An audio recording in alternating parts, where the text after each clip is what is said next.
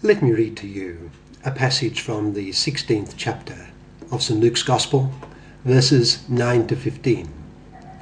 It's the Gospel for Saturday of the 31st week in Ordinary Time. St. Luke writes, Jesus said, I tell you, use worldly wealth to gain friends for yourselves, so that when it is gone, you will be welcomed into eternal dwellings. Whoever can be trusted with very little can also be trusted with much, and whoever is dishonest with very little will also be dishonest with much. So if you have not been trustworthy in handling worldly wealth, who will trust you with true riches? And if you have not been trustworthy with someone else's property, who will give you property of your own?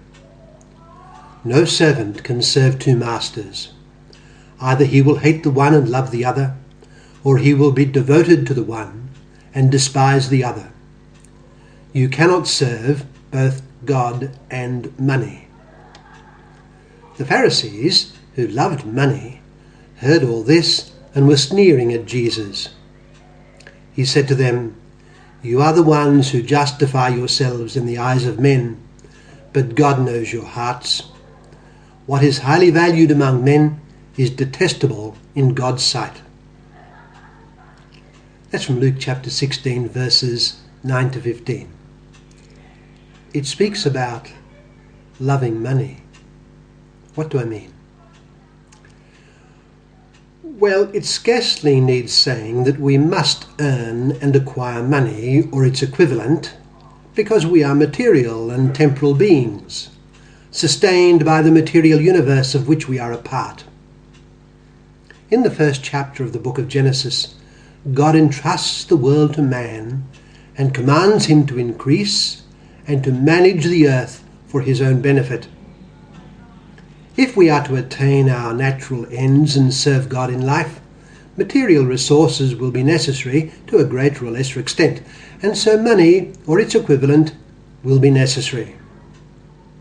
A lot of time in life has to be spent in acquiring money or its equivalent, because we need material sustenance and resources. Our Lord needed money, and he spent a lot of time seeking it. What do I mean? Well, for the first 30 years of his life, he lived as a typical villager and together with his foster father Joseph, served as a carpenter builder. He supported the small family circle by his paid work. That alone shows how central and important the business of acquiring money is. We must do it. When our Lord left his working profession and devoted himself exclusively to his public ministry, he still needed some money. Judas kept the common purse, managing the money that Jesus and the 12 needed, or were given, or otherwise acquired. We read that several women assisted the travelling band with their practical help and personal resources. They contributed money, it seems. Simon Peter was asked if his master paid the temple tax, and he said that he certainly did. We read in the Gospel of St. John that while our Lord rested at Jacob's well at Sychar, the disciples went into the nearby villages to buy some food. Where did the money come from? They had funds. Some money was necessary for the operation of which they were now a part. When St. Mary MacKillop went to Rome to gain approval for the religious rule of her congregation, the Holy See insisted that the budding religious community have the canonical power to acquire money and material possessions. This was not in accord with the original intent, but God expects and wants us to have money in some sense for the prosecution of his holy will and his glory. Of course, all this ought to be plain. The problem, though, is that we can miss the point. The point of money and material possessions is to enable us to do God's will, such as, in the case of Nazareth, to support the family circle and to further the glory of God. That is the point. But if we do not exercise vigilance over our hearts and watch our unfolding goals in life, money will become the object of our heart's love. Money should help us to love God the more by enabling us to serve Him with effect and with dedication. But the human heart being fallen as it is, money can result in our loving God the less. It can become the means of a flourishing self-centeredness rather than a means of a loving service of God.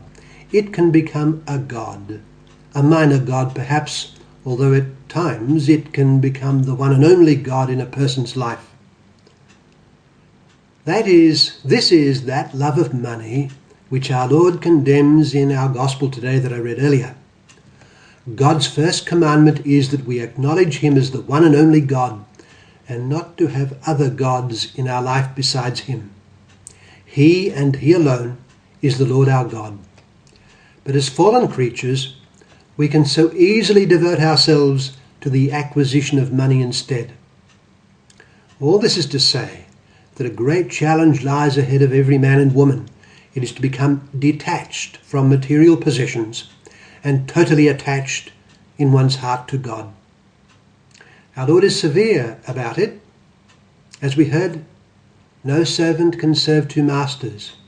Either he will hate the one and love the other, or he will be devoted to the one and despise the other. You cannot serve both God and money. The Pharisees who loved money heard all this and were sneering at Jesus. He said to them, "You are the ones who justify yourselves in the eyes of men, but God knows your hearts. What is highly valued among men is detestable in God's sight." Luke chapter 16 verses 9 to 15. The Pharisees loved money, we read. Their hearts then were profoundly divided, and this was, doubtlessly, a factor in the hardness of their hearts towards Jesus Christ.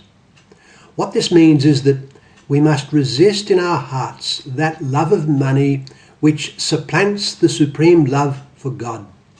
We are to love God with all our mind, heart, soul, and strength, and this the love of money destroys.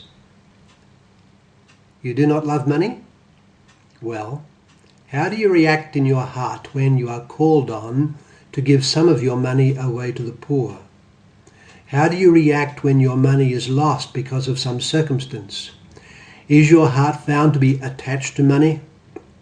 If it is probably feeding and bloating your egoism and stifling your love for God, though you may not know it. It is a very good idea to cut down on unnecessary material possessions and needless personal funds, precisely to lessen the chance of becoming attached to that money. It is also a very good idea, if possible, to give to the poor whenever asked.